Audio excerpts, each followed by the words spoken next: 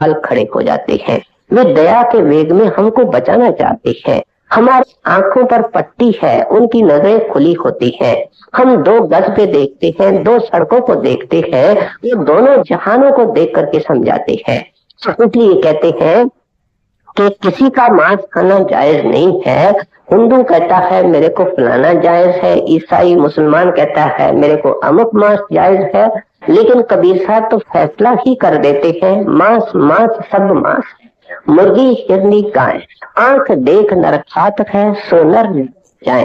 कहते हैं बहुत ही महंगा सौदा है, इसलिए तो तेरे लिए परमात्मा ने तेरे जुबान को तृप्त करने के लिए नाना प्रकार के भोजन बनाए हैं और तेरे को वो खाने चाहिए।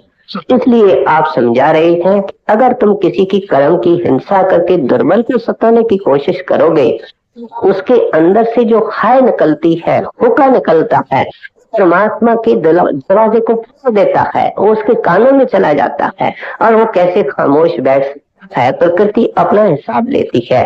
देखा जाए प्रकृति बहुत ही कठोर है और पूरा पूरा हिसाब हमसे लेती है। ये जो इस तरीके से जो जूस का प्रॉफिट हुआ है, वो लिखता है tooth for tooth, I for I. अगर किसी की आंख निकाल देते हो, तेरी आंख निकाली जाएगी उसी के हाथ से। अगर किसी का दांत तोड़ देते हो, वो तेरा दांत तोड़ेगा।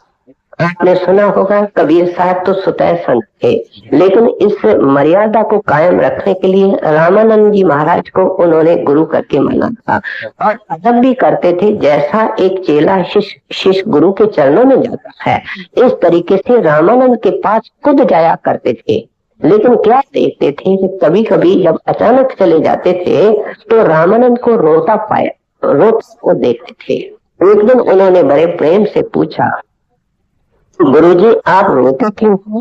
कहते तेरे से क्या छुपा हुआ है? लेकिन महात्मा बहुत ही गंभीर होते हैं। क्या लगे महाराज फोन करके समझाओ आपके रोने का क्या कारण है।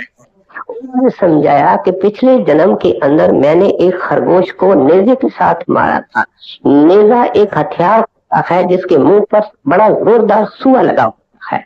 या मैंने उनके अंदर सुआ लाया था और इतना बेरहमी का काम किया कि उसको मार करके घसीटता हुआ जमीन से मेरे घर तक मैं उसको ले आया था। इस कर्म का भुगतान मेरे को इस जन्म के अंदर करना है और वह खरगोश यहाँ इस बनारस के शहर का नवाब है।